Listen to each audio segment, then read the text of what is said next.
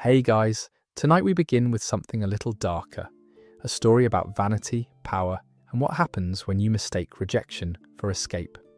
So before you get comfortable, take a moment to like the video and subscribe, but only if you genuinely enjoy what I do here. And let me know in the comments where you're tuning in from and what time it is for you. It's always fascinating to see who's joining us from around the world. Now dim the lights, maybe turn on a fan for that soft background hum, and let's ease into tonight's journey together. This one's long. We're settling in for the full story tonight, the kind that unfolds slowly, like watching a king destroy himself, one terrible decision at a time. January 1540. A German noblewoman named Anne of Cleves steps off a boat in England. She's cold, seasick, terrified.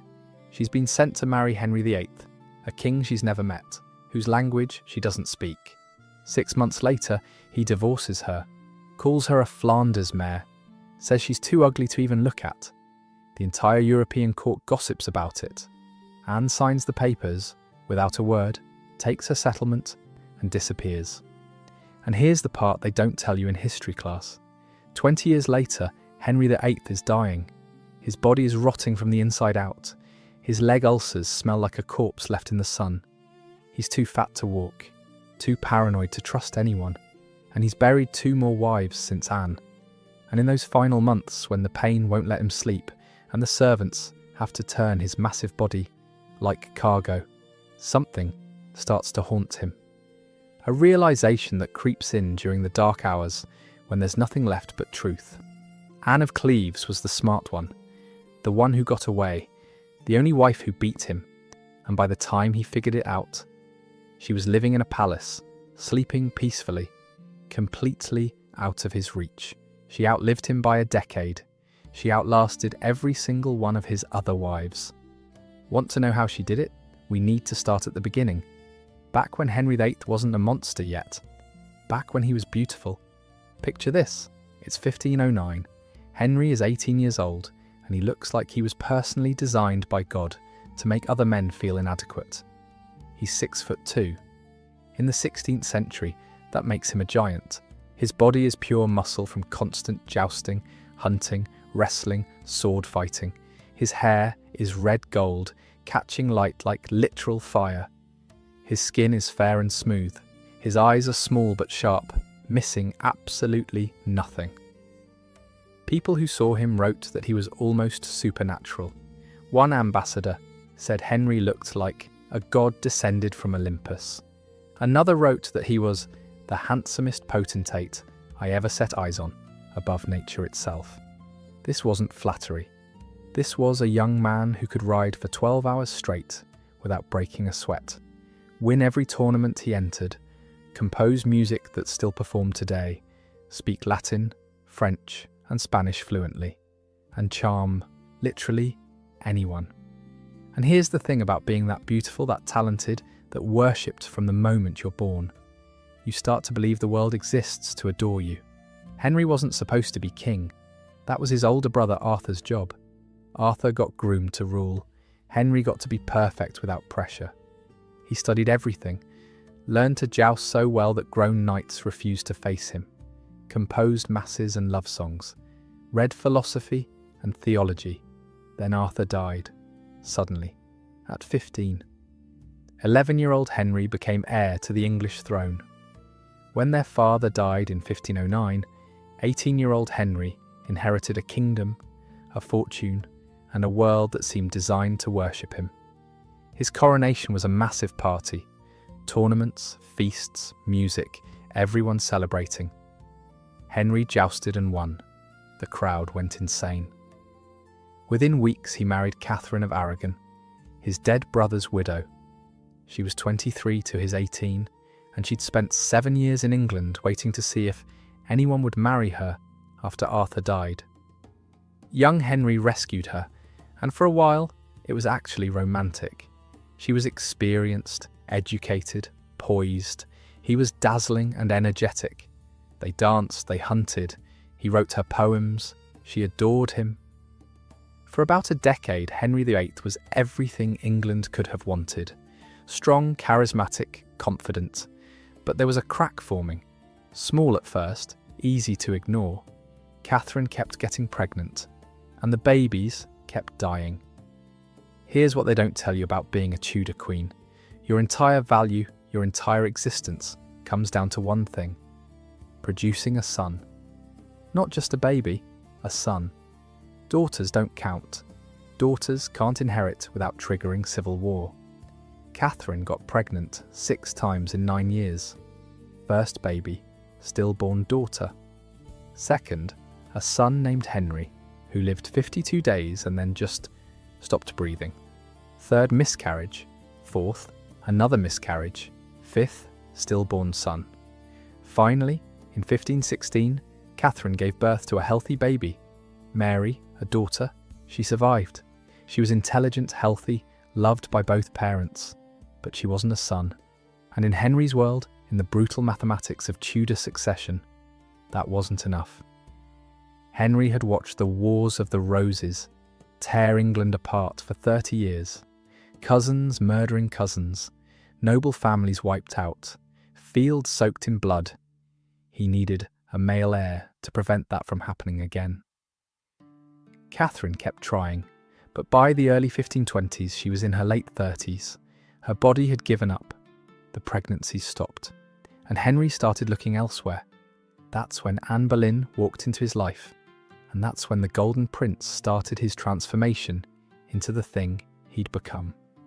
Anne Boleyn wasn't conventionally beautiful, not like the pale, blonde, soft women who were considered ideal. Anne was striking. Dark hair, dark eyes, sharp features, long neck. She had a 6th finger on one hand, just a little nub of flesh, and bone that her enemies later called a witch's mark. But what made Anne dangerous wasn't her looks, it was her brain. She'd spent years at the French court, where women had actual power, actual education, actual freedom. She knew how to dress, how to debate, how to keep powerful men interested without giving them what they wanted. She'd watched her sister Mary become Henry's mistress and then get tossed aside with nothing to show for it except a ruined reputation. Anne wanted more. When Henry started pursuing her in the mid-1520s, drowning her in gifts and love letters, Anne refused to sleep with him, kept him at arm's length, close enough to stay obsessed, far enough to stay hungry.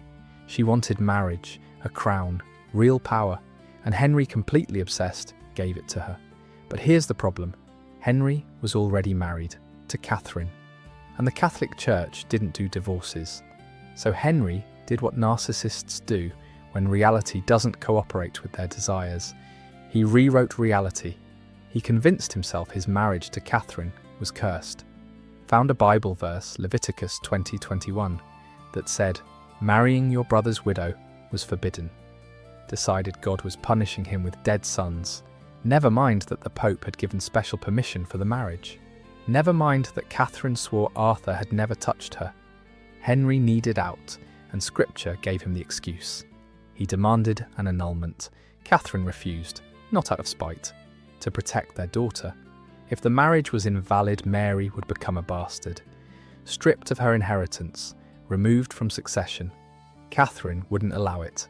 So she fought, stood in front of ecclesiastical courts and declared that she'd come to Henry's bed a virgin, that her marriage to Arthur was never consummated, that her marriage to Henry was valid in God's eyes. Henry didn't care. He petitioned the Pope. The Pope said no. Catherine was the aunt of Charles V, the Holy Roman Emperor, the most powerful man in Europe. The Pope couldn't afford to anger him. So Henry did something no English king had ever done. He broke with Rome, declared himself supreme head of the Church of England, dissolved monasteries, seized their wealth, created a new religious order with himself at the top, annulled his own marriage without papal permission, and in January 1533 he secretly married Anne Boleyn. Catherine was stripped of her title, no longer queen, just Princess Dowager, banished from court, separated from her daughter Mary, exiled to cold, drafty castles in the countryside. She spent her final years forbidden from seeing the daughter she'd fought so hard to protect, slowly dying of what was probably cancer. She died in January 1536, alone except for a few loyal servants, still insisting she was Henry's true wife. Still wearing her wedding ring, Henry wore yellow to her funeral, the colour of joy. He danced, he threw a banquet, but Anne Boleyn's days were already numbered. Want to know why? Because Anne couldn't give him a son either. Anne gave birth in September 1533, a daughter, Elizabeth, healthy, red-haired, loud. Henry was disappointed but confident. The next one would be a boy. It wasn't. Anne miscarried in 1534, then again in January 1536. This time it was a boy, a male fetus, developed enough that everyone could see what it could have been. Henry's son, dead. Henry's patience, never his strong suit, snapped. Think about what he'd done for Anne. Destroyed his first marriage, broken with Rome, making himself a heretic in Catholic Europe's eyes. Risked his kingdom, his reputation, his soul. For what? Another woman who couldn't give him sons. Worse, Anne had made enemies. Lots of them. She was proud, sharp-tongued, uninterested in playing meek and grateful. She argued with Henry in public. She mocked his advisors. She pushed religious reforms that alienated conservatives. The common people hated her, saw her as the foreign whore who replaced beloved Queen Catherine. By early 1536, Henry wanted her gone. But he couldn't just divorce her. That would make him look weak, would validate Catherine's supporters, would throw Elizabeth's legitimacy into question. So Henry did what tyrants do when divorce is inconvenient. He destroyed her. May 1536, Anne was arrested on charges of adultery with 5 men, including her own brother George, also charged with plotting to murder the king. It was absurd. The evidence was fabricated, based on courtly flirtations twisted into affairs, confessions extracted under torture, coincidences turned into conspiracies. Didn't matter. Henry wanted her dead. Imagine you're Anne Boleyn. 3 years ago, you were crowned Queen of England in a ceremony so lavish it bankrupted the treasury. Now you're standing in the Tower of London, the same place you stayed before your coronation. Except this time, you're a prisoner awaiting trial for crimes you didn't commit. The trial is a performance. The jury is packed with men who hate you. You're not allowed a lawyer. You're not allowed witnesses. You're expected to answer each charge on the spot, with no preparation. And even if you could prove your innocence, which you can't, because how do you prove you didn't sleep with someone?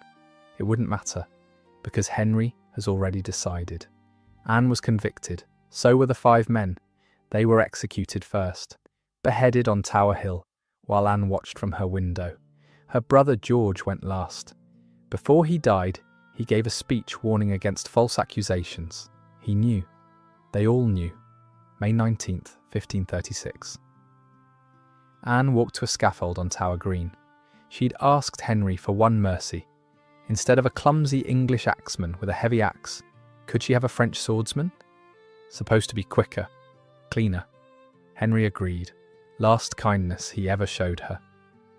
Anne wore grey damask and ermine. Her hair was pinned up, her neck exposed. She gave a carefully worded speech. Couldn't say anything that might get her. Family punished after she was gone. Said she'd been judged according to law and deserved death for offending the king. Forgave her enemies. Asked people to pray for the king. Then she knelt. The swordsman was good. He distracted her, shouted to his assistants to bring the sword. Anne turned her head. The blade came from the opposite direction. One clean stroke. Henry was engaged to Jane Seymour the next day. Let that sink in. The next day. If Anne Boleyn was fire, Jane Seymour was water. Pale, blonde, soft-spoken, submissive. Everything Anne wasn't.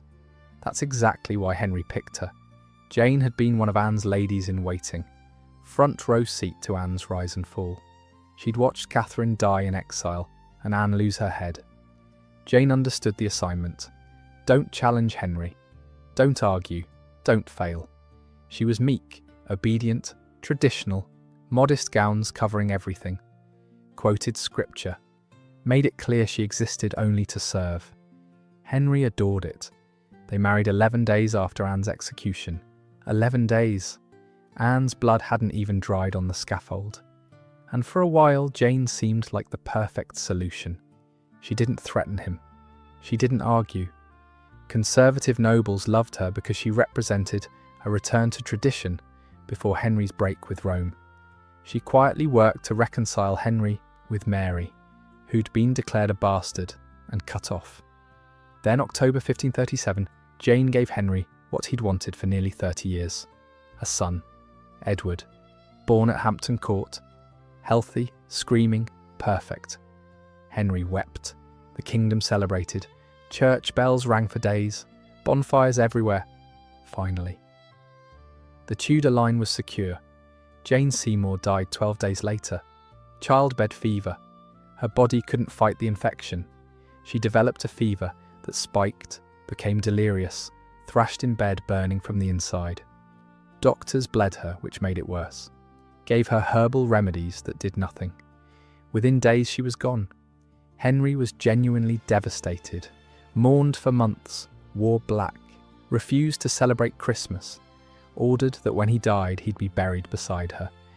And here's the thing, Jane was the only wife he never turned on. She died before he could, died at the perfect moment, frozen forever as the ideal wife in his memory, the one who gave him a son and asked for nothing. But Jane didn't survive because she was smarter or luckier. She survived because she gave Henry a son and then conveniently died before he could get bored or disappointed. By 1539, Henry was alone again. Edward was only 2, fragile and sickly. Henry himself was aging, his health declining. 48 years old now, his jousting days over. A jousting accident had left him with a leg ulcer that refused to heal, kept getting infected, smelled like rotting meat. He was gaining weight, not yet the grotesque mountain he'd become, but the athletic body was gone. He moved slower, got winded on stairs, started feeling mortal, and England was isolated, surrounded by Catholic enemies who wanted him dead for breaking with Rome. The Holy Roman Emperor and the King of France had signed a treaty. If they invaded together, England wouldn't survive. Henry needed allies, Protestant allies. That's when Thomas Cromwell stepped in with a plan. A 4th wife, from a powerful Protestant family in Germany. And that's how Anne of Cleves entered the story. The woman from nowhere who would rewrite all the rules. Anne of Cleves was never supposed to be famous. She was raised to be invisible, born in Dusseldorf, September 1515, second daughter of John III, Duke of Cleves. Cleves wasn't powerful, just a small duchy, strategically located but not wealthy or influential, Protestant-leaning, neutral, desperately needing allies. Anne's mother Maria was intensely religious and conservative. She believed women should be modest, silent, obedient. Period. Anne learned needlework, household management, basic reading in German. That's it.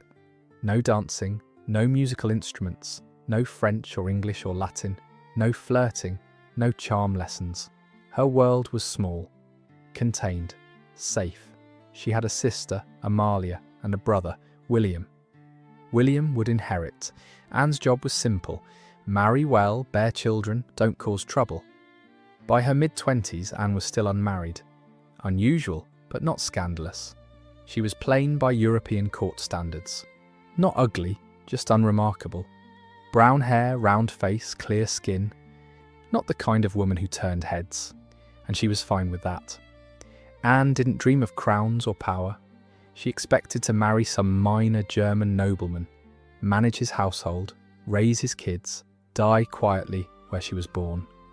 But Thomas Cromwell had different plans. Cromwell was Henry's chief minister, architect of the English Reformation, the man who'd made it possible for Henry to break with Rome. He was brilliant, ruthless, pragmatic, and he knew exactly what Henry needed. A 4th wife, Protestant, from a powerful German family, someone to bring military alliances. Cromwell looked at Cleves. He sent ambassadors to assess Anne and her sister, Amalia. Reports came back positive. Pleasant, well-mannered, attractive in a modest way. But Cromwell needed more than descriptions. Henry was particular, vain. He needed to see. So Cromwell commissioned Hans Holbein, the younger, the royal court painter, to travel to Dusseldorf and paint Anne's portrait. Now, Holbein was famous for realism. He didn't flatter. When Holbein painted you, he painted what he saw. So when Cromwell showed the portrait to Henry, Henry had every reason to believe it was accurate. The portrait shows Anne in three-quarter view. Elaborate German dress. Heavy brocade. Jewelled headpiece. Her face calm, neutral. Not smiling, not frowning. Just pleasant. Henry looked at it and said yes. Not enthusiastically. Not with the obsession he'd felt for Anne Boleyn. Just yes. She'll do. Young enough to have kids. Protestant. Politically useful, reasonably, attractive according to Holbein. Good enough, marriage contract signed. Anne, barely understanding what's happening, is told she's going to England to marry the king. She doesn't protest, she's been raised to obey. This is an extraordinary honour. Her family is thrilled. December 1539. Anne sets out on the long journey to England. Winter storms, freezing rain. Roads turn to mud. She travels with a huge retinue, her belongings packed into dozens of chests. She has no idea what's waiting for her, doesn't speak English, doesn't know English customs, has never seen a portrait of Henry, knows he's a king but doesn't know he's 48, that he's executed one wife and exiled another, that his temper is legendary, that his body is failing. All she knows is she's going to be queen. And Henry's at Greenwich Palace, pacing, impatient, excited, convinced he's getting a younger, prettier, more obedient version of Jane Seymour. Neither of them knows they're about to meet each other's worst nightmare. December 27th, 1539. Anne arrives in England. The crossing was brutal. Winter storms, massive waves, freezing wind. She's seasick, exhausted, terrified, though she hides it. Been trained since childhood not to show weakness. She lands at Deal in Kent, gets escorted to Rochester to rest before continuing to London. Her rooms are prepared. Attendants fuss over her. She changes out of travel clothes, tries to eat but can't because her stomach is in knots. She practices English phrases. Good morning. Thank you. I am honoured. Her accent is thick, the words clumsy, but she tries anyway. She has no idea what Henry looks like. No one showed her a portrait. All she knows is he's powerful. He broke with Rome, and marrying him will change her life forever. Meanwhile, Henry's at Greenwich Palace, pacing, excited, impatient. He's been waiting months. He's stared at Holbein's portrait so many times he's memorised it, written her letters she can't read, sent gifts, built her up in his mind as everything he wants, young, fresh, grateful, eager to please. And then New Year's Eve, Henry can't wait anymore. He has an idea, a romantic idea, the kind of impulsive theatrical gesture he's always loved. He's going to surprise Anne. He'd done this before with Catherine of Aragon. Dressed in disguise, showed up unannounced. She saw through it immediately. It was charming, magical, proof they were destined. So Henry does it again. He dresses in ugly, plain clothes, takes a few companions, rides to Rochester, bursts into Anne's chambers while she's standing by the window, watching a bull baiting in the courtyard. Anne turns, startled. She sees strange men in her room, large, sweaty, red-faced, staring at her. She has no idea who they are. Henry stands there, waiting for recognition, for her to gasp, realise who he is, fall to her knees in awe. Anne looks at him, politely confused. She's been raised to be modest, reserved, careful, around strange men. And these are strangers, random men who barged into her private chambers. So she does what she was trained to do, nods politely, smiles a little, turns back to the window, clearly hoping they'll take the hint and leave. Henry is humiliated. This isn't how it's supposed to go. She's supposed to know him, sense his majesty, be overwhelmed by his presence. Instead, she dismissed him, turned away, treated him like an intrusive servant. He storms out, changes into royal robes, returns. This time Anne knows who he is. Of course, he's wearing a crown, surrounded by officials. She drops into a deep curtsy, greets him formally in German through a translator, tries to be gracious despite having no clue what just happened. Too late. In Henry's mind, Anne failed the test. She didn't recognise him, wasn't awed, didn't perform the adoration he requires. He looks at her again, critical, hostile. Her German dress is heavy, unflattering, completely foreign. Her face is pleasant but ordinary. She's not ugly, but she's not the glowing vision he imagined from the portrait. Doesn't sparkle, doesn't flirt, doesn't look at him like he's God's gift to women. Worst of all, she rejected him. Not intentionally, but she did. Henry's pride, always fragile, always hungry, shatters. Later, he complains bitterly to advisors, says he was deceived. Holbein's portrait lied. Anne is nothing like he expected. He calls her a Flanders mare, a clumsy, ungainly workhorse. But here's the truth. Anne looked exactly like her portrait. Exactly.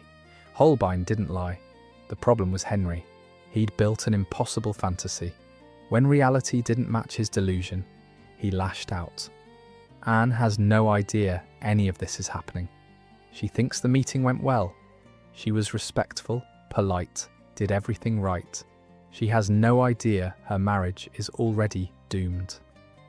January the 6th, 1540, the wedding. Should be a celebration. It's grim, obligatory. Everyone knows it's a mistake, but no one can stop it. Henry goes through with it because backing out would be catastrophic, would humiliate the Duke of Cleves, destroy England's alliance with Protestant Germany, make Henry look weak. So Henry stands there next to a woman he despises and says his vows through gritted teeth. Anne does her part. Wears uncomfortable English dress, heavy with jewels. Repeats English words phonetically, accent thick. Smiles when supposed to. Bows when supposed to. Then comes the wedding night. Here's where it gets pathetic. Henry later tells his advisors, in humiliating detail, that he couldn't consummate the marriage. Claims Anne's body displeaseth him. Says she has bad breath, though no one else mentions this. Suggests she might not be a virgin, that her breasts and belly show signs of pregnancy. All lies. The truth? Henry can't perform. He's 48, weighs over 300 pounds. His leg ulcer is infected, oozing pus through bandages. The pain is constant. His body's failing in ways he can't control. But Henry can't admit that. His masculine pride can't handle being the problem. So he blames Anne. And Anne has absolutely no idea what's expected. She was raised in a household where sex was never discussed. Her mother told her nothing. Zero education, zero preparation, zero understanding of what consummation means. So when Henry climbs into bed, kisses her briefly, pats her hand, rolls over and sleeps, Anne thinks that's it. That's marriage. She later tells her ladies in waiting, completely sincere, "When he comes to bed, he kisses me, and taketh me by the hand, and biddeth me, Good night, sweetheart. And in the morning kisseth me, and biddeth me, Farewell, darling. Is this not enough? Let that sink in." She thought a kiss and a pat was sex. Her innocence is almost tragic. She thinks she's doing everything right, thinks she's properly married, actually queen. But at court, whispers start. Henry leaves her chambers every morning looking frustrated, angry, humiliated. He snaps at servants, avoids Anne during the day. At public events, sits as far from her as possible. Anne tries to adjust, tries to learn English faster, tries to fit in with English ladies who look down on her for being foreign, unfashionable. She wears English dress even though it doesn't suit her. Sits through long ceremonies, smiling politely while understanding almost nothing. And Henry keeps looking elsewhere, starts flirting openly with other women, especially Catherine Howard. 17 years old. Auburn hair, petite, bubbly.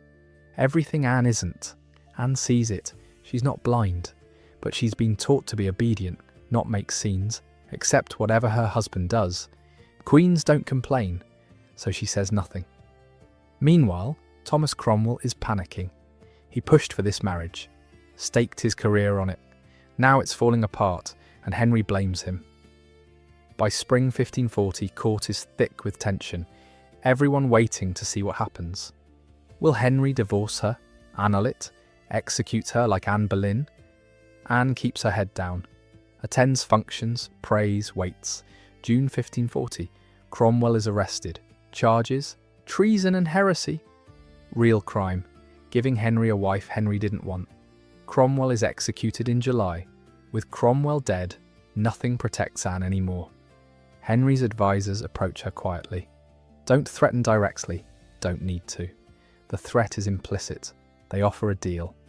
Well, offer is generous. It's an ultimatum in polite language. Agree to an annulment. Admit the marriage was never consummated. Accept you were never truly queen. Do this. Generous treatment, estates, money, title, protection, refuse, and... They don't say the rest, don't need to. Anne heard about Anne Boleyn, knows what happens to queens who displease Henry. She understands exactly what's being offered. A way out, a way to survive with her head attached. She signs immediately. No protest, no tears, no scene, just a signature. July 1540, annulment. Announced. Marriage declared invalid. Grounds non-consummation. Anne's supposed pre-contract, vague claim about a broken childhood engagement. Never proven. Henry's lack of consent. He was forced by political necessity. All nonsense. Didn't matter.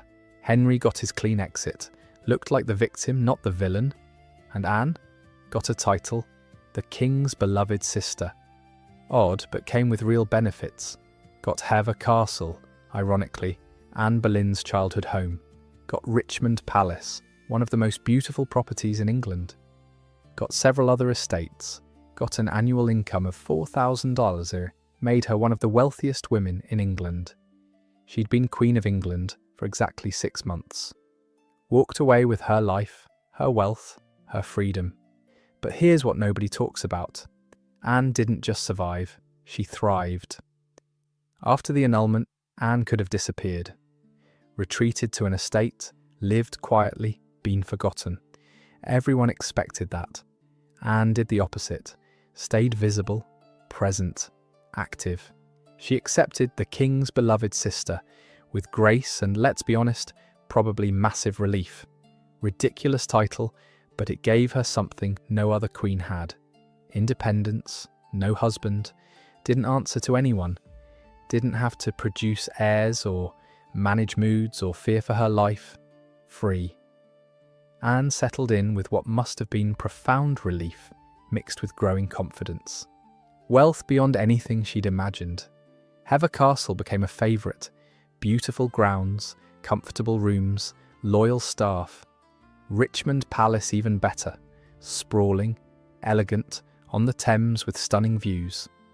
Her income made her one of England's richest women. And here's the crucial part. Didn't need permission to spend it.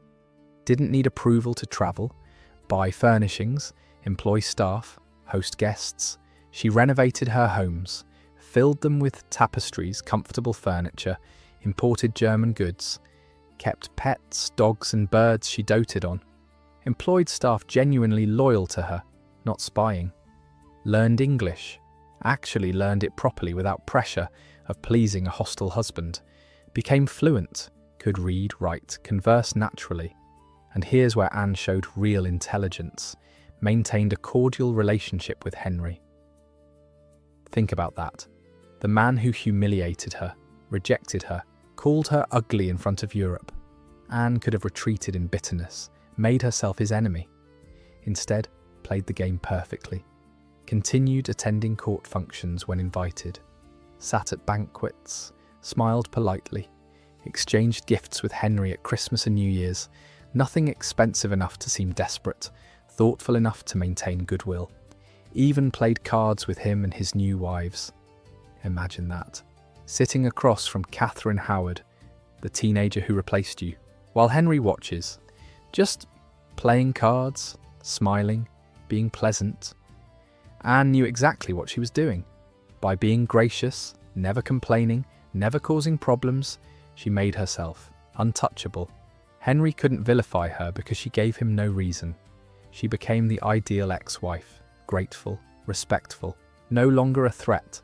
But Anne didn't just maintain Henry's goodwill. She cultivated relationships with his children. This is where she showed brilliance. Became friendly with Mary, Catherine of Aragon's daughter.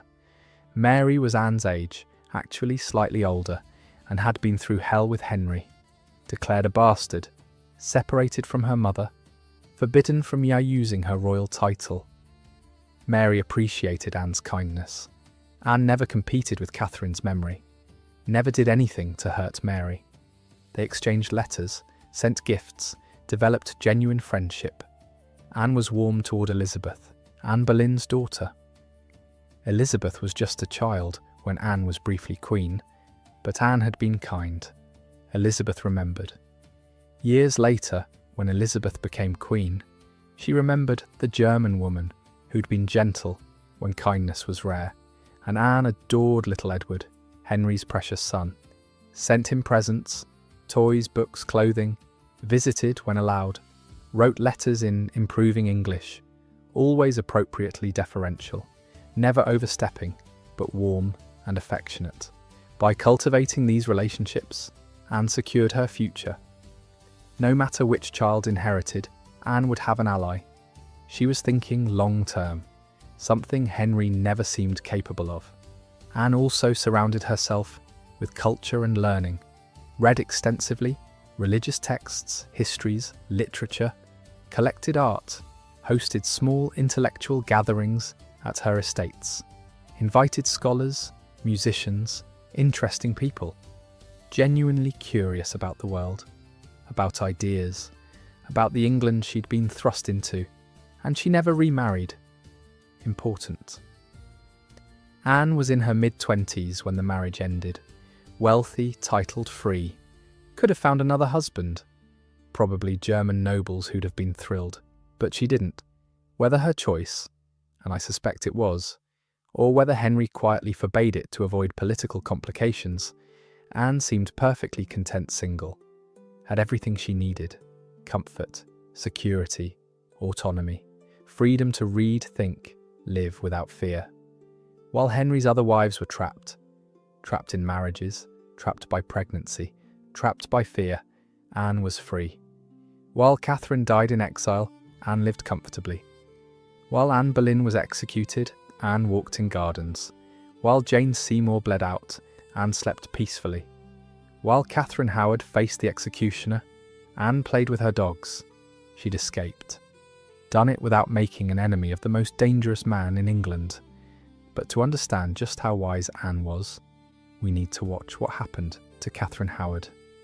Because Henry wasn't done destroying women, and what happened next would haunt him. Less than 3 weeks after divorcing Anne, Henry married again. He'd been courting Catherine Howard even before the annulment was final. 17 years old, auburn hair, fair skin, bright, flirtatious. Henry was 49, grotesquely obese, his leg ulcer oozing constantly. But when Catherine giggled at his jokes, he convinced himself he was young again. The wedding was private, Oatlands Palace, July 28, 1540. Same day Cromwell was executed. Henry called Catherine his rose without a thorn, showered her with jewels, gowns, estates, paraded her around court like a trophy, desperately trying to prove he was still powerful, desirable. Catherine played her part, smiled, curtsied, accepted the adoration, moved into Queen's apartments, wore the crown, presided over banquets. But Catherine had a past. Before court, she'd grown up in the Dowager Duchess of Norfolk's chaotic household. The Duchess ran a massive household with minimal supervision. Young ladies lived there, noble daughters sent for education and marriage prospects, but no chaperones, no curfews, no rules. Catherine had been involved with men before Henry. At 13 or 14, her music teacher, Henry Manox, had touched her inappropriately. Then Francis Derham, a young secretary, had carried on a full sexual relationship with her. They'd called each other husband and wife, exchanged gifts, witnesses everywhere. By Tudor standards, scandalous but not unheard of. Catherine was young, poorly supervised, probably manipulated by older men, but she made a fatal mistake as queen. Didn't cut ties.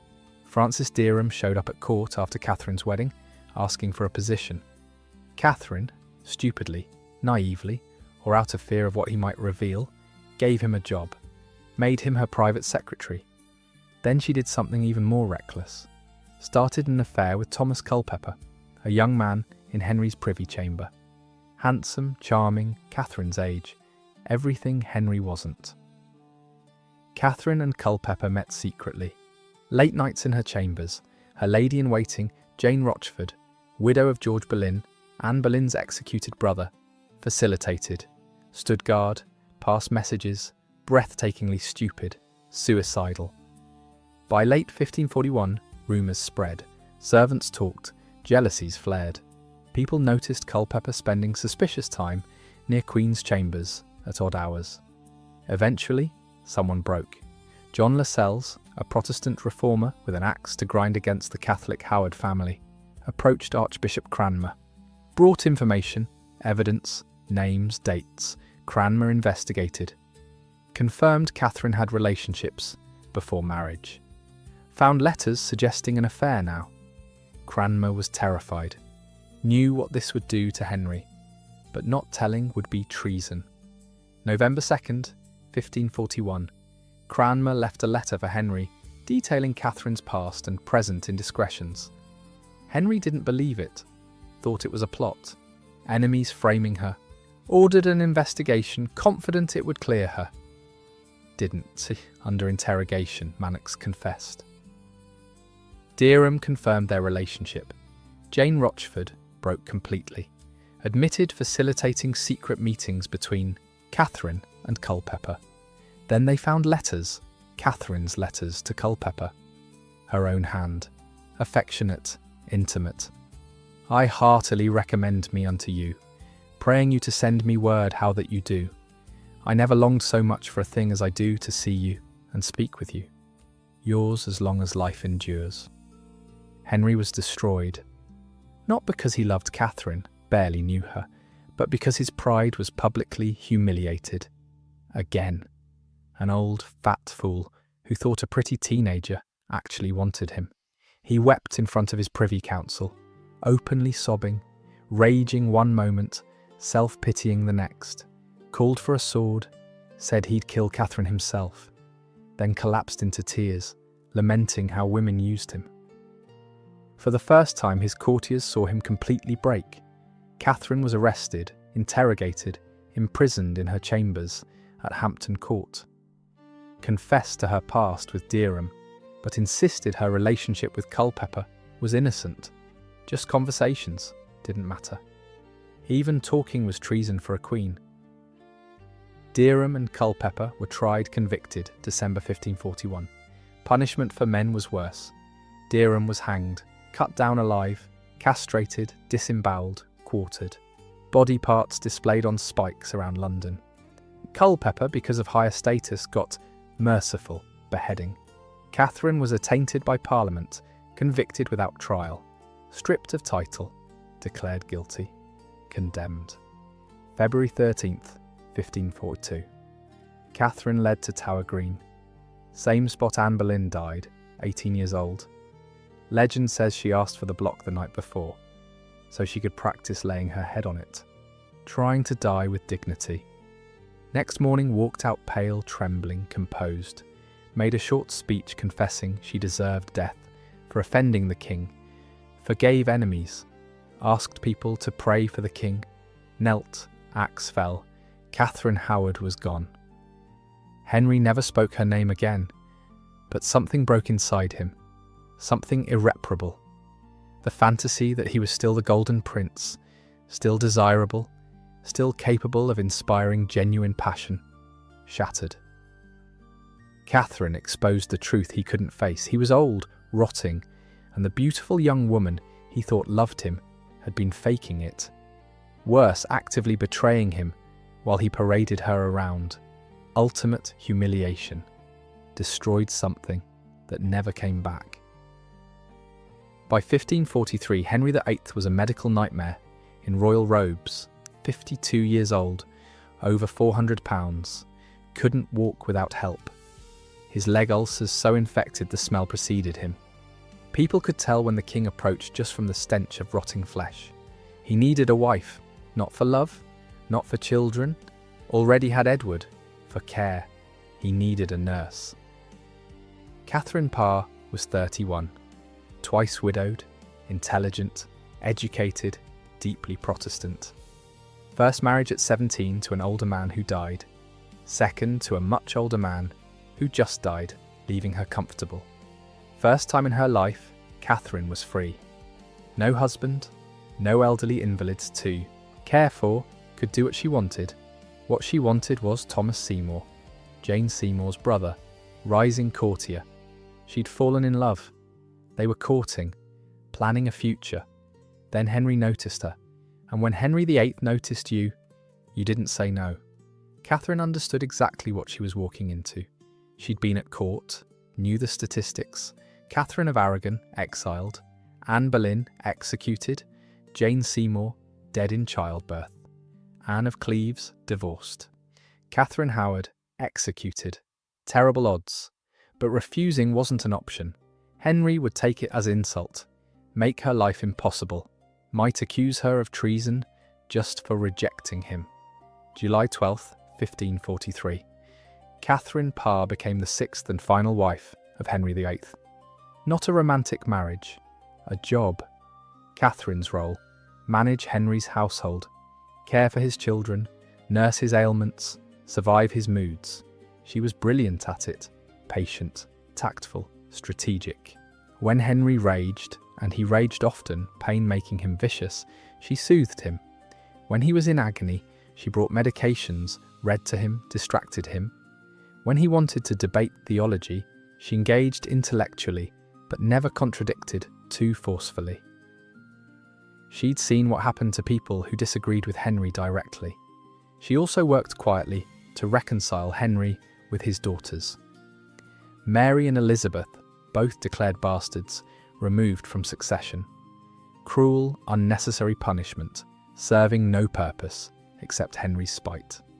Catherine, carefully and patiently, convinced Henry to restore them, framed it as ensuring the Tudor line, giving Edward backup heirs. Never made it about righting wrongs. That would imply Henry did something wrong. Couldn't do that. Worked. 1544, Parliament passed the Third Succession Act, restoring Mary and Elizabeth. Quiet victory that would change history.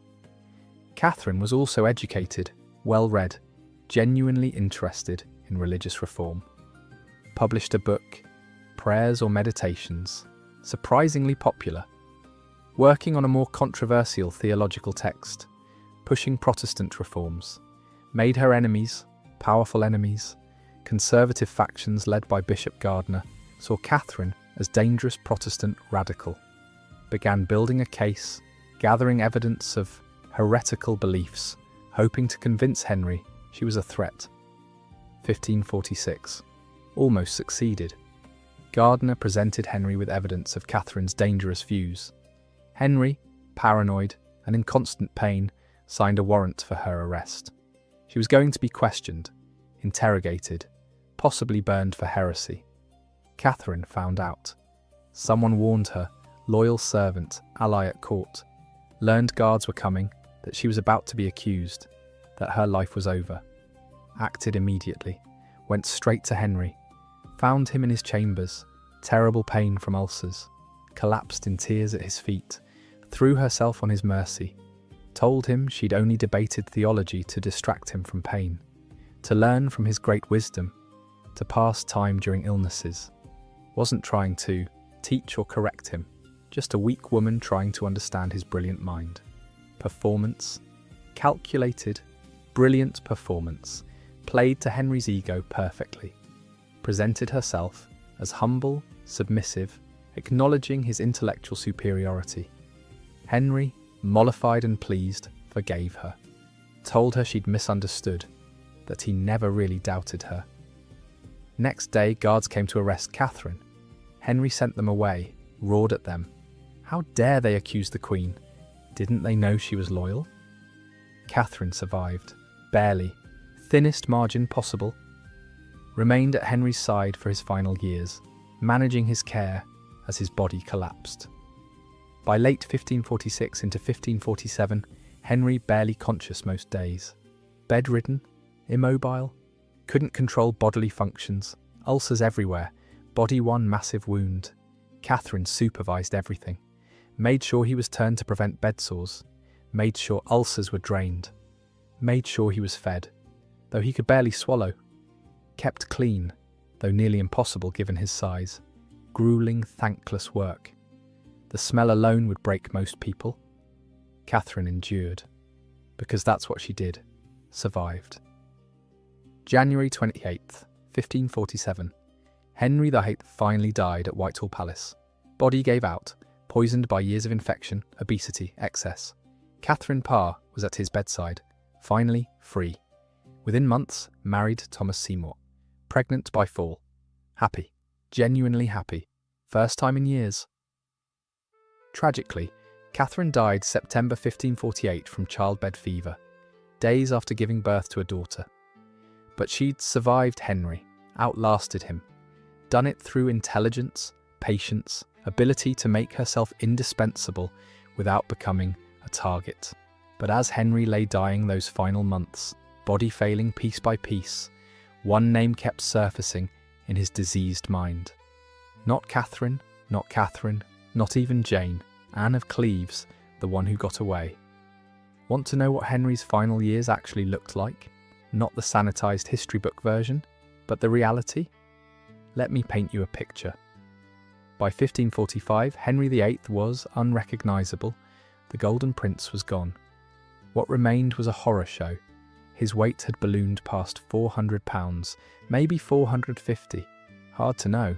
No one was brave enough to weigh the king. He couldn't walk, couldn't stand unassisted. Moving him required a specially designed chair and 8 strong men. They had to install ramps at all his palaces because stairs were impossible. His leg ulcers, started as minor jousting injuries decades earlier, had become gangrenous wounds that never healed. Infection was systemic, spreading through his body, poisoning his blood. Ulcers had to be drained daily. The smell was so unbearable servants drew lots to see who'd do it. Imagine that smell. Rotting meat mixed with pus, sweet and putrid simultaneously. It clung to everything. His clothes, his bedding, the walls of whatever room he occupied. People could smell him coming from corridors away. His diet was grotesque, despite doctors' desperate advice. Henry consumed massive quantities of rich food, entire roasted meats, game birds stuffed with other birds, pies filled with whatever had been hunted, pastries dripping with honey and butter, wine by the gallon. He ate because food was one of few pleasures left, because eating briefly distracted from constant pain, because he could. But food made everything worse. His heart struggled under the weight. His breathing became laboured, wheezing, wet-sounding. He developed gout in hands and feet, joints swelling grotesquely, had episodes where he blacked out, face turning purple, eyes rolling back, courtiers genuinely thinking he was dying. He didn't die, not yet, just trapped in a body killing him inch by agonising inch. His mind deteriorated with his body. Henry became paranoid, convinced everyone was plotting, trusted no one, not advisors, not servants, not even Catherine Parr, though she'd proven loyalty repeatedly. He lashed out constantly. People who'd served faithfully for decades found themselves accused of treason on flimsy evidence. He executed more people in his final 5 years than any other period, not because of political necessity, because of fear and rage and pain that never stopped. But there were quiet moments too, when drugs dulled agony enough to think, when he lay in bed unable to move, staring at the ceiling, waiting for sleep that wouldn't come. In those moments, Henry remembered. He thought about his wives. How could he not? Catherine of Aragon, the first, the one he'd convinced himself was cursed. But in the quiet dark, did he remember how she'd loved him, how she'd stood by him for 20 years, how she'd fought for their daughter even from exile, still wearing her wedding ring when she died? Anne Boleyn, the obsession, the woman he'd burned down the world for. Had her executed on lies because she couldn't give him a son? Did he think about her last words? Forgiving her enemies? Asking God to save the king? Did he feel guilt?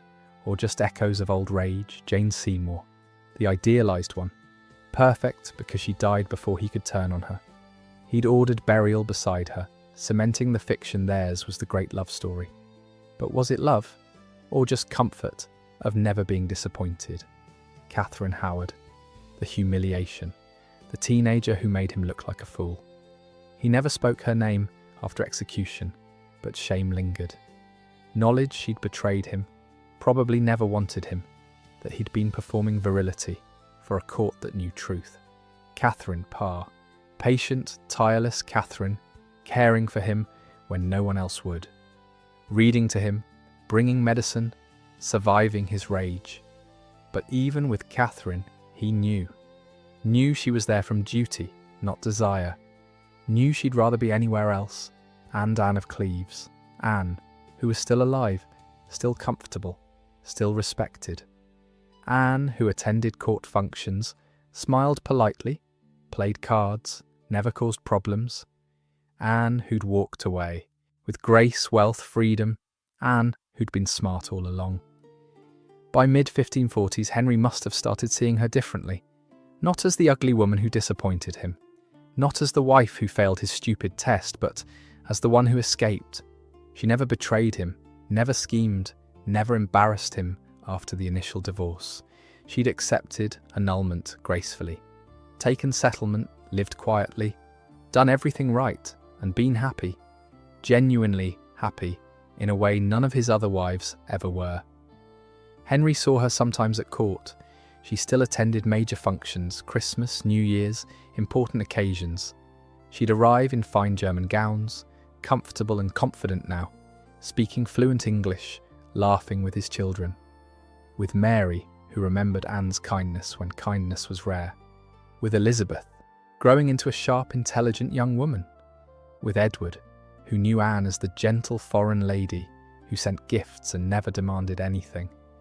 Anne had real relationships with all of them, built on genuine affection, not political necessity. And she looked at ease in a way that must have haunted Henry. No fear in her eyes, no tension in shoulders, no performance, no mask, no desperate need to please. Free. Did Henry regret it? Did he lie awake at night, body screaming with pain, servants having to turn him every few hours to prevent bed sores, smell of his own rot filling the air, and think about what might have been different? What if he'd been patient with Anne instead of petulant? Given her time to adjust, learn English properly, understand customs, seen her as a person instead of a disappointment? She wasn't ugly, never was, just ordinary, pleasant, kind, steady. Maybe that was the problem. Henry had spent his entire life being extraordinary, being worshipped. Couldn't understand why anyone wouldn't be dazzled. Anne's failure to recognise him in disguise wounded him more than any battlefield injury. But what if that had been the point? What if Anne's greatest strength was not playing the game? She didn't perform adoration, didn't flatter or manipulate or scheme, was just herself. Honest, direct, maybe boring, and in Henry's world of constant performance and manipulation and fear, maybe boring was exactly what he needed. We can't know for certain what Henry thought in final years. Never wrote about regrets, never apologised. Kings didn't, but evidence is there if you know where to look. He kept Anne close, continued inviting her to court when he didn't have to, gave her additional gifts beyond original settlement, made sure she was honoured at state functions. And he never remarried after Catherine Parr, only 55 when he died. Technically, could have tried for a seventh wife. Available noblewomen existed. He didn't. Maybe he'd finally learned. Maybe, at the very end, he understood. The problem had never been his wives. It had been him all along. Let me tell you what Anne of Cleves was doing while Henry was dying. Living. Actually living. Not just surviving. Picture Richmond Palace on a summer afternoon in 1546. The gardens are in full bloom. Roses, lavender, herbs Anne's had planted. She's walking through them with her dogs. 2 small spaniels she's spoiled rotten. She's reading a book of poetry, German and English mixed, enjoying the fact she can finally understand both. Inside her rooms, there are tapestries she chose herself. Furniture she finds comfortable, not what some husband dictated. Books everywhere. Theology, history, literature, whatever interests her. Musical instruments she's learning to play, finally, because no one told her women from Cleves shouldn't. Her household staff actually likes her, not because they're afraid, but because she's fair, pays well, doesn't have random violent outbursts. Imagine that. Being an employer people don't dread seeing. She's been corresponding with Mary Tudor, Henry's eldest daughter. They've developed a genuine friendship. Mary visits sometimes, and they talk about everything. Religion, politics, the absurdity of court life. Mary trusts Anne because Anne never competed with her mother's memory, never played power games, never tried to use her. Anne also writes to Elizabeth occasionally. Elizabeth's just a teenager, but sharp as a blade. She'll remember Anne's kindness. Remember that when everyone else was playing dangerous games, Anne was steady. Anne's been to London recently, attended a banquet, saw Henry from across the room, couldn't miss him, took 8 men to carry his chair. She was polite, gracious, played cards with Catherine Parr later. Catherine seemed tired. Anne didn't mention it. When Anne returned to Richmond, she was grateful. Grateful for the comfortable carriage ride, for the beautiful rooms waiting, for the staff who greeted her warmly. Grateful she could kick off her uncomfortable court shoes and never see Henry again, if she chose. Most of all, grateful she wasn't Catherine Parr, wasn't trapped, wasn't nursing a rotting tyrant, wasn't counting days until freedom. Anne was already free. She'd been free for 6 years, and she was living better than any queen in England. This is what Henry was realising in his final years. While he rotted in rooms that smelled like death, Anne was walking in gardens. While he raged at servants, Anne was laughing with friends. While he lay awake in pain, Anne slept peacefully, in her own bed, in her own palace, answerable to no one. The wife he'd rejected was living the life he'd wanted, comfortable, secure, surrounded by genuine affection, and there was nothing he could do about it. January 28th, 1547. Henry VIII died at Whitehall Palace. His body was so massive, so grotesquely swollen, it took 16 men to carry his coffin. The coffin itself was enormous, specially constructed, reinforced. They buried him at Windsor Castle, St. George's Chapel, next to Jane Seymour. The funeral was elaborate, expensive, everything a king's funeral should be. Then everyone moved on. 9-year-old Edward VI was now king, sickly, bookish, controlled by ambitious advisors. Catherine Parr was free to marry Thomas Seymour. England was entering a new era, and Anne kept doing exactly what she'd been doing, living well. She was 41 when Henry died. She didn't attend the funeral, had no official status requiring it, and honestly, probably had no desire to be there. But she didn't disappear. She maintained her estates, attended court functions when invited, continued friendships with Edward and his sisters, careful, diplomatic, never overstepping, but visible, a respected figure, the foreign woman who survived the unsurvivable. When Edward died in 1553 after 6 years on the throne, England plunged into succession crisis. Edward's advisors tried putting Lady Jane Grey on the throne. Mary Tudor, Catherine of Aragon's daughter, raised an army, seized power. Mary remembered Anne, remembered her kindness, her friendship, her refusal to compete with Catherine's memory. Mary invited Anne to her coronation, not just as a guest, with a place of honour in the procession. Anne walked through London in royal robes, celebrated by crowds. More visible and honoured than she'd ever been as Henry's wife, must have been deeply, profoundly satisfying. Mary's reign was short and bloody, tried returning England to Catholicism, burned hundreds of Protestants as heretics, earned the nickname Bloody Mary, married Philip of Spain, desperately trying for a Catholic heir, never got pregnant, died in 1558, bitter and alone. Elizabeth the Fierce, Anne Boleyn's daughter, took the throne next. Elizabeth remembered Anne too, the kind German woman who survived her father, who remained gracious through everything. Anne attended Elizabeth's coronation as well. By this point, Anne was in her early 40s, health starting to decline, but still active, still present. She lived quietly in final years. Richmond Palace her favourite. Beautiful grounds, gardens she'd cultivated, rooms filled with books, art, comfort. She corresponded with friends, read, enjoyed the peace she'd fought to maintain. Anne of Cleves died peacefully, July 16th, 1557.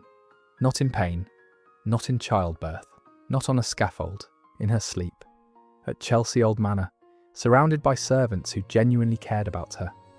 She was 41 years old, young by modern standards, but in Tudor England, she'd lived longer than most of Henry's wives combined. She was buried at Westminster Abbey with full honours. Her tomb is simple but elegant. No elaborate effigies, no grand monuments, just her name, Anna of Cleves, not Queen, just Anna, perfect. Because being Queen would have killed her. By stepping aside, by letting go of the crown, by accepting King's beloved sister, and walking away with wealth and life, Anne saved herself. She outlived Henry by a decade, outlived Jane Seymour by 20 years, outlived Catherine Howard by 15, outlived Catherine Parr by 9. Of all Henry VIII's wives, Anne of Cleves lived longest, died most peacefully, left behind the most dignified legacy. She didn't just survive, she won. So here's the truth they don't teach you in history class, the truth that gets glossed over for more dramatic stories about beheadings and tragic love. Henry VIII didn't reject Anne of Cleves. Anne of Cleves escaped Henry VIII. When he called her ugly, when he humiliated her before Europe, when he annulled their marriage after 6 months, he thought he was punishing her. Thought he was showing her what happened when you disappointed a king. Thought he was asserting power, control, right to have whatever he wanted. But Anne saw something he didn't. She saw the exit, and she walked through it without looking back. She took the settlement, took the castle's money, ridiculous title, smiled, curtsied, said all the right things, then went home to Richmond Palace and lived freely, while Catherine of Aragon died in exile, still fighting for recognition, while Anne Boleyn walked to a scaffold, while Jane Seymour bled out after childbirth, while Catherine Howard was executed as a teenager, while Catherine Parr nursed a rotting tyrant. Anne lived in comfort, in peace, on her own terms. Never had to endure another pregnancy, watching her body swell, hoping the child would survive. Never had to navigate deadly court politics where one wrong word meant execution. Never had to watch Henry decay from golden prince to monster and pretend she didn't notice. She got out. Did it in the smartest possible way, by making Henry think it was his idea. And Henry spent the rest of his life cycling through wives, destroying women, growing more paranoid and violent and grotesque each year. His body rotted from inside. His mind deteriorated. His legacy became a cautionary tale about absolute power and unchecked ego. He died alone in every way that mattered, surrounded by servants who feared him, not loved him, married to a woman counting days until freedom, haunted by ghosts of wives he'd destroyed. Somewhere in England, Anne of Cleves was sleeping peacefully in her comfortable bed, in her beautiful palace, surrounded by gardens, books, loyal friends. The wife he'd called ugly became the only one who got the last laugh. Not through revenge, not through schemes or politics or drama, just through the quiet, persistent act of surviving, of living well, of refusing to let Henry's rejection define her. Anne of Cleves understood something none of Henry's other wives could afford to understand. Sometimes the crown isn't worth your life. Sometimes walking away from power is the most powerful thing you can do. She let him have his pride. Let him have his narrative. Let him tell everyone she'd failed, that she was inadequate, that he'd rejected her. Then she took his money and lived better than any queen ever did, while he rotted in a golden tomb, weighed down by his own cruelty and excess, remembered as the king who destroyed everything he touched. Anne lies in Westminster Abbey, peaceful, dignified, remembered not as failure, but as the woman who survived the unsurvivable, the one who walked away, the one who won. So tonight, as you drift off, think about Anne. Think about her living in her castle, tending her gardens, reading her books, playing with her dogs, free from fear, free from pregnancy, free from constant terror of displeasing a tyrant. Think about her waking up every morning in her own bed, no husband to obey, no performance to give, no danger to navigate, just life, quiet, comfortable, peaceful life. And think about Henry, trapped in his failing body, haunted by wreckage of his choices, realizing too late that the woman he'd mocked and rejected had been the smartest person in the room all along. Sometimes the best revenge isn't fighting back. Sometimes it's just outliving them. Living well, living free, living long enough to watch them destroy themselves, while you sit in your garden, drinking wine, reading a book, perfectly content. Anne of Cleves did that, and history remembers her for it.